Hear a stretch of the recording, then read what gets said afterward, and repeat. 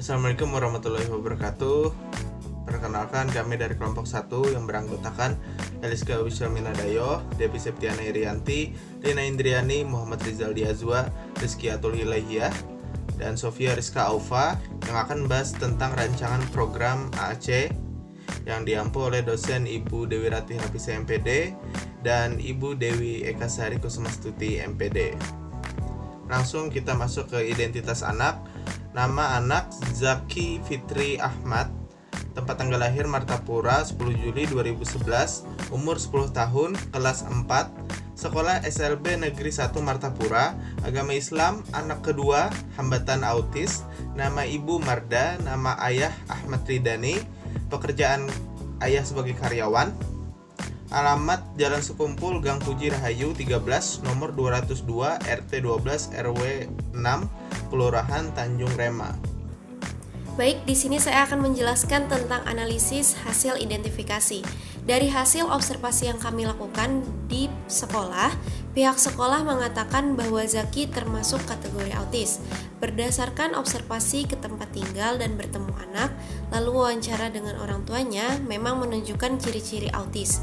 Untuk segi fisik, anak tidak memiliki hambatan, sama seperti anak seusianya pada umumnya. Terlihat dengan tampak anak asik dengan dunianya sendiri seperti nonton iklan YouTube dengan rentan yang lama. Komunikasi yang sulit, tidak responsif, atau komunikasi hanya satu arah. Zaki tidak bisa bahasa secara verbal.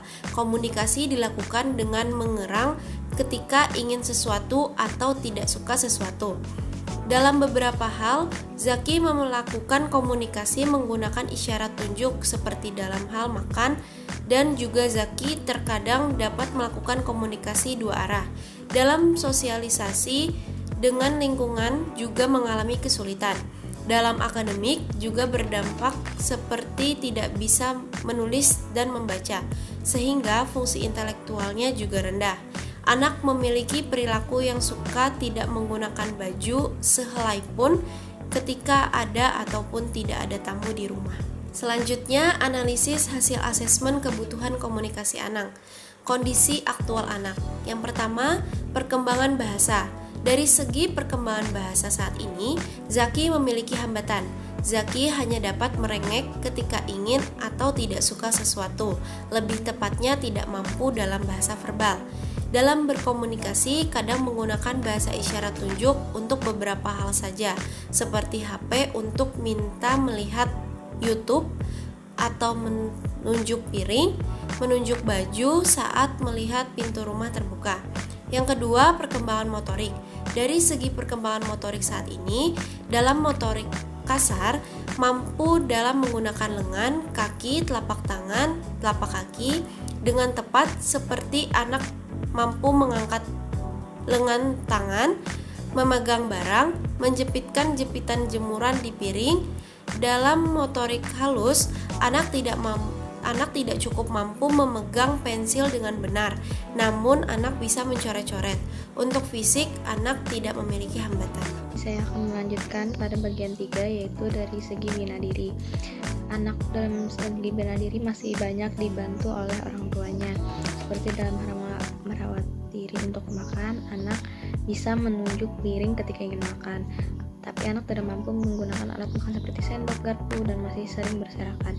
Anak masih belum mampu dalam memelihara kebersihan diri, seperti dalam hal mandi masih dibantu. Anak bisa memilih baju secara sembarang, namun dalam memakai bajunya anak dibantu orang tua. Kemudian anak masih sering dibantu jika menggunakan toilet.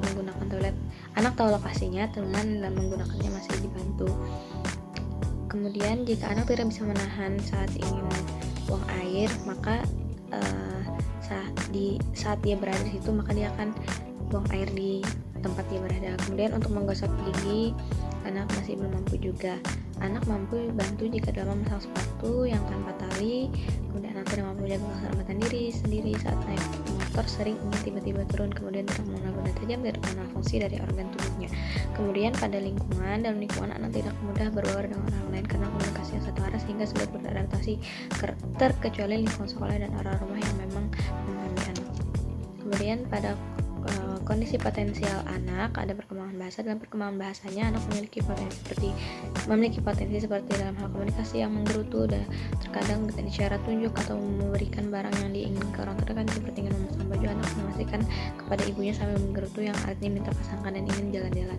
Anak juga dapat tersenyum ketika menonton video iklan YouTube, jadi juga bisa tersenyum. Kemudian pada perkembangan motorik, dalam perkembangan motoriknya anak mampu menggunakan tangan dalam memegang sesuatu. Kemudian cukup mampu dalam berkegiatan motorik seperti menepuk tangan, menjepitkan jepitan jemuran, salim atau kompak, memegang HP jika yang menginstruksikannya orang terdekatnya seperti ayah, ibu, atau terapisnya. Selanjutnya saya akan membacakan bina dirinya. Dalam bina diri, potensi yang dimiliki anak seperti mengenal beberapa benda untuk aktivitas hariannya, seperti mengenal pisau yang hanya digunakan dengan dampingan orang tua, dalam memotong es batu, mengenal lokasi WC, piring, gelas, baju, dan tempat berbelanja seperti Alfamart atau Indomaret, dan juga mengetahui masker kesehatan yang akan digunakan ketika akan bepergian keluar rumah. Kemudian lingkungan. Dalam kondisi lingkungan anak berada yang dengan keadaan anak sulit berkomunikasi, namun anak tidak takut dengan orang yang baru dikenalnya. Rancangan produk komunikasi alternatif dan augmentatif. Yang pertama ada fokus masalah. Fokus masalah pada anak yaitu komunikasi dikarenakan anak yang belum bisa mengungkapkan keinginannya secara verbal. Maka solusi yang kami tawarkan ialah aplikasi yang bisa membantu dalam komunikasi anak. Kedua ada jenis komunikasi alternatif dan augmentatif. Jenis komunikasi menggunakan bantuan smartphone, dalam kategorinya high-tech berupa aplikasi. Yang ketiga ada nama komunikasi alternatif dan augmentatif. Komunikasi alternatif dan augmentatif dari kelompok 1 dinamai Angin, aplikasi Aku Ingin. Jadi di sini saya akan membacakan rancangan programnya.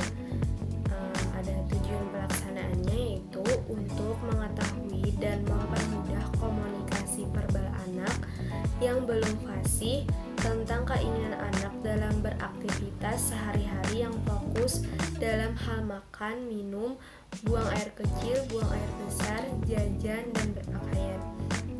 Terus langkah-langkahnya, yang pertama ada aplikasi harus diinstal di HP anak. Yang kedua, tekan ikon aplikasi dalam layar HP anak untuk masuk dalam aplikasinya. Yang ketiga, kemudian dalam aplikasi ada beberapa pilihan ikon, antara lain ikon dengan gambar makan, minum, buang air kecil, buang air besar, jajan, dan berpakaian.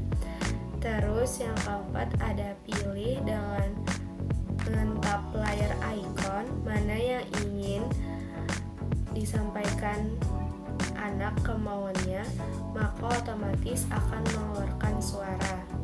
Terus di sini ada visualisasi komunikasi alternatif dan augmentatif atau AAC dalam bentuk gambar. Nah, di sini bisa dilihat pada gambarnya atau slide-nya ada desain dari kelompok 1, yaitu di sana terdapat ada 6 gambar yang sesuai dengan kesukaan anak atau aktivitas anak. Yang pertama itu ada gambar minum, yang kedua makan, gambar ketiga ada mau buang air kecil, gambar keempat mau buang air besar, dan gambar kelima jajan makanan. Terus yang keenam ada berpakaian. Jadi di sini nama aplikasinya Angin atau aplikasi Aku Ingin. Jadi yang diinginkan oleh anak.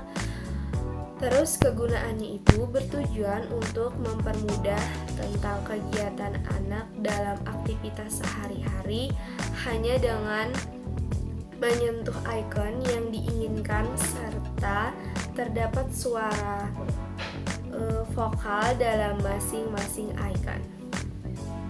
Sekian dari kelompok kami. Terima kasih. Salah khilaf mohon maaf. Wassalamualaikum warahmatullahi wabarakatuh.